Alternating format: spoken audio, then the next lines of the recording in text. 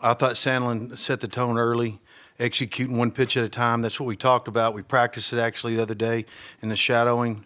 Jimmy getting a big hit, separating the game. When you get a separating the game early, your breaking ball gets better, your fastball command gets better, getting a lead early, and then it's just about establishing the strike zone and throwing strike one and going pitch to pitch. And really proud of our club. Hats off to Texas A&M.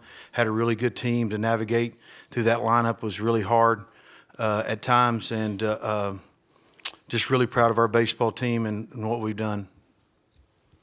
Okay, let's go to the student athletes. Questions? Mitch. Mitch Kutcher, CDBS 247. David, how much emphasis was put on getting first pitch strikes against these Aggie hitters that are notorious for taking pitches, and how does that help you set up for success? I mean, it's just important to anybody you play to get first pitch strike. I mean, that's the goal every time as a pitcher. So just going out there and throwing, that was the goal the whole time. Okay, right here. John Hoover, All Sooners. David, a question about your readiness for this moment, career-high strikeouts. You came in relief the other day. Did that prepare you in any way against this team to see any of whether it's the environment or the hitters or whatever? I mean, absolutely. Just got me ready for the atmosphere that I was going to be in, and to mentally prepare almost more for this game and just trust everything I had. I think I tried a little too hard. And as Coach Johnson says, you can't do that. I don't want to get geared up when I don't need to be. So.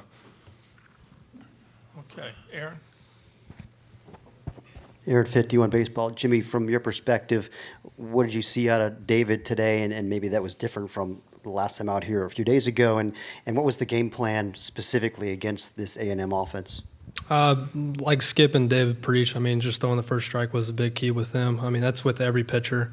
But the difference with him, I mean, he's not used to coming out of the pen, which, I mean, some pitchers aren't. But he turned it around. Today he was just a bulldog on the mound. He just threw first pitch strike, get after it, get ahead, and then just kept rolling. Okay, over here. Edward Osovich, Soonerscoop.com. David, just as far as getting out of the top of the fourth, 2 on, no out, come back and strike out the side, how much did that just push you through the rest of the back half of the game? I mean, it helped for sure. I was just focused on just 1 out at a time. I mean, just 1 pitch at a time, executing spots, whatever Jimmy called. I just wanted to execute it to the best of my ability, no matter if there was runners on, bases loaded, no outs, 2 outs, whatever happened. I just wanted to execute what he called. Okay. Jordan McAlpin with the Omaha World Herald. Jimmy, take me back to that first inning. How important was that to get you guys going there? I mean, it's really important for us to score first. I mean, that's the whole game. I mean, you just got to score more than the other team. But yeah, no, our approach is just to be aggressive and just do our thing. And getting I don't know if Spike got on first. I don't know. But getting base runners on, letting our base running be aggressive is important. And then just hitting in the gaps is what we try to do, and just stick with our approach and see what happens. So. Okay. Matt Tallerini from World Baseball Network. David, how did you feel today? 12 strikeouts, 7 relentless innings pitched. You got ahead of a lot of counts today through their heart of the order. How did you just feel on the mound overall today? I mean, I felt pretty good. I just trusted my preparation. Like, I've been working towards it all year, and I feel like today was more muscle memory than anything up there on the mound, just going out there and just executing, don't think about things too much. Okay, back here. Josh Calley with All Sooners. Just for both guys, can you guys just walk through the emotions and the feeling when Trevin gets that last out? You guys know you've punched your ticket to be one of the final 2 teams playing this weekend. David, you start. I mean, it still feels kind of surreal. I don't know about for Jimmy. I mean, we'll feel it come Saturday, and we'll be ready for Saturday. So. Yeah, I mean, Trevin, I mean, he's awesome, man. He knows he's going to have the spotlight on him at the end. But I mean, any guy at the pen is going to have a role, and they're going to do their thing. But when Trevin comes out there, we have all the confidence in the world that he's going to just throw strikes and then get us out of that inning, and hopefully just finish it. And then going into this championship series or whatever, I think we're just going to stay calm and relax and just play our game. Okay, here in the back. I can't see. Lee Benson from KWTV News 9 in Oklahoma City. Jimmy, in the 4th inning, you went out and talked to David, and I think the next pitch was a base hit, but then after that, I think David retired 12 of the next 13 guys. So curious, what was that mound visit about? Just tell him to be relaxed. I mean, I don't really tell David much, not with any other pitchers either. Anyways, I just told him to relax, do their thing, and just pound the zone. After getting that hit, I knew he was in the zone. I mean, that's what got him going, and then he just struck out the next 3 batters. So. Okay, we have a Zoom question. Give us your name and affiliation, please. Yeah, Jenny Carlson with the Oklahoman. Jimmy and David, if you could both just talk about yesterday, you guys made a trip over to Old Rosenblatt. I know it's pretty much gone, but got to see some of the remnants. What did that mean for you guys to make that trip and now to join other Sooner teams that have made the finals? What's sort of the significance of that for you guys? I mean, as Coach Johnson said to us, it's a part of us. The history and everybody that's played at the University of Oklahoma before us is just as important as the team we have now. They laid the groundwork for us, and we just need to keep going. Yeah, he hit it right on the nail. So. Okay, one more Zoom question. Name and affiliation, please. Hi, Tarek Mosseri, Norman Transcript. This question's for David. Just coming into this game, you got 3 early strikeouts in the first inning, and then you got 1 to end the second. It looked like you were pretty emotional after that punch out. How much did that kind of fuel you for the rest of the game? I mean, I just, tried to build off of everything that was going on in the game. I like to play with emotions. I know sometimes that's not the best thing to do, but that's who I've been, who I always will be. And it just goes back to the execution, like we've said. I mean, as long as I kept doing that, that's really what fueled me, is to see everything working when Jimmy was calling it. So.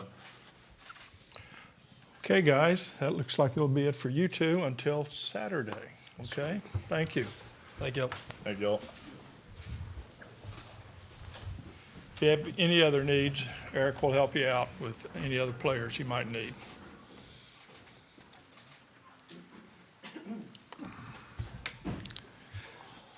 Thanks, man. Now, questions for Skip. And we'll start right here with Jordan. Jordan McAlpin from the Omaha World Herald. Skip, just walk us through from your vantage point, what was working for David out there today? His fastball command and his slider, and just trying to keep those guys off balance as much as you can. Like he said, getting strike 1 was really huge for him, and then trying to locate a pitch after that. And I thought his changeup was good late. At times, he threw some curveballs off of sliders that were really good as well. Okay, Josh. Josh Cal with All Sooners. Skip, can you just talk about the value that Jimmy brings to this team, both obviously his bat and also just the reliable glove behind the plate, and also kind of massaging the pitchers through games all throughout this run? Well, I think it's missed from what the catching standpoint. I mean, the leadership that he provides, the comfort when he goes to the mound and either chews their butt out or gets them fired up or makes them execute pitches. I think that leadership from the catching standpoint is what is really needed. We've had guys in the past, I've had guys in the past that were really good at that, and we work really hard on that as a staff to teach that. Coach Overcash works with the catchers and does a great job at teaching that leadership quality, and those guys really, they know that Jimmy cares about them because they know he'll put his body in front of it, he'll play hurt. He's just a baseball player. He's, and he's a prospect too. Mitch Kutcher, CBS 247. Coach, how crucial is it for you, for David, you and the team, for David to pitch his way out of the 4th after giving up the back-to-back hits? Yeah, I listened to what whoever said about the 4th inning. I think he was really, really executing pitches in that inning. I mean, you look at all the guys that are really good in pitching, and it's really the only thing you can control is throwing the ball at the target and executing a pitch. You can't control the outcome. You might be able to think you control the outcome, but if you're trying to make those guys swing and miss, they don't swing. And I thought that was, for him to focus like that in the middle of the game in that environment, was a high, elite level of focus and concentration and execution of pitches. Skip, John Hoover, All Sooners. Can you describe the importance of David's performance today as it relates to how your starting pitching sets up, avoids tomorrow, for instance, and then obviously keeps your bullpen fresh for the rest of the weekend? Yeah, I mean, it's huge. I mean, now Bennett can go on a full week's rest. They're used to doing that. Anytime you get them off that, you kind of worry about it a little bit. We actually threw a bullpen for Bennett just in case he had to throw tomorrow, just to stay ahead of the game. And then Horton will have a full game's rest of going into his outing, probably the second game. And then we'll just get a cowboy hat and pull names out of it after that and go from there. We have a Zoom question, so please give us your name and affiliation again. Ask your question.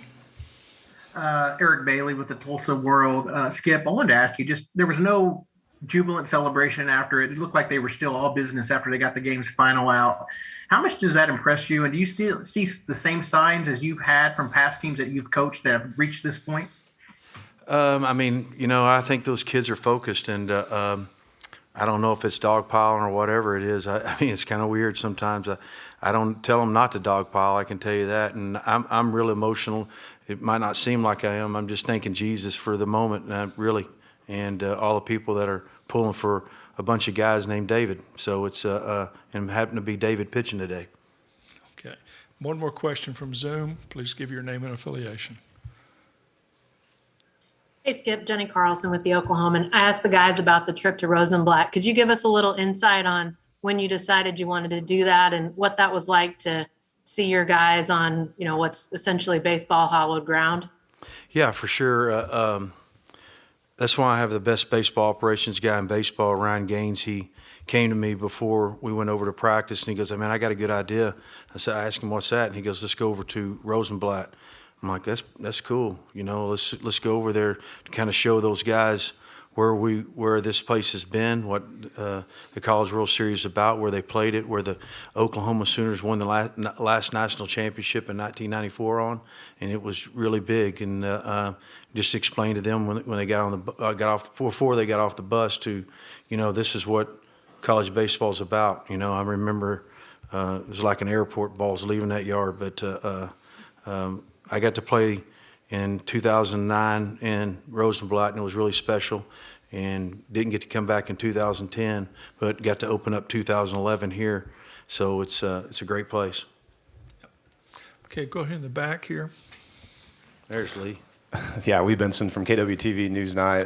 In that fourth inning, Coach, I know you talked a little bit about it already, but it looked like David's, maybe his release point, he was kind of high on those curveballs, leaving them upstairs, and Jimmy wouldn't talk to him. And just how impressive is it for him to kind of correct that and come back and strike all those guys out and kind of adjust and pitch the way he did the rest of the way? Well, you get in that situation, it's really not about mechanics.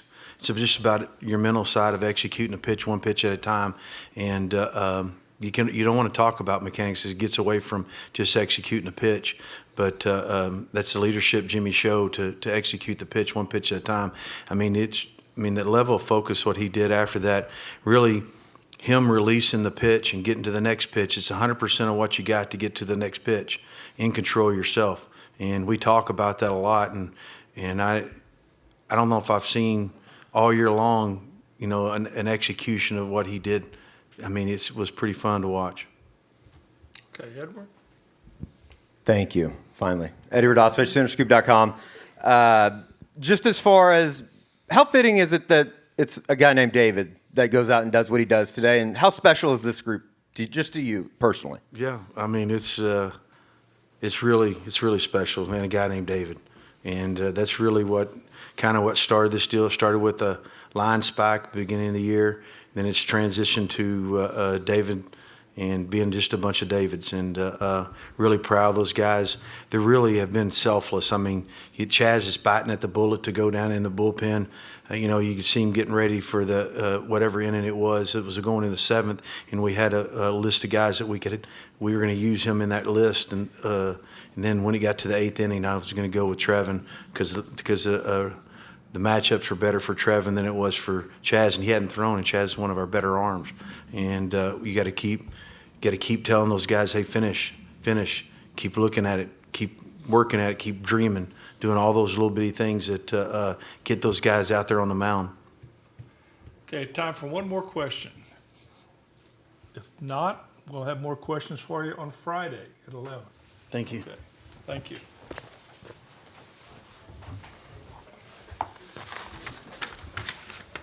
Thanks, Bill.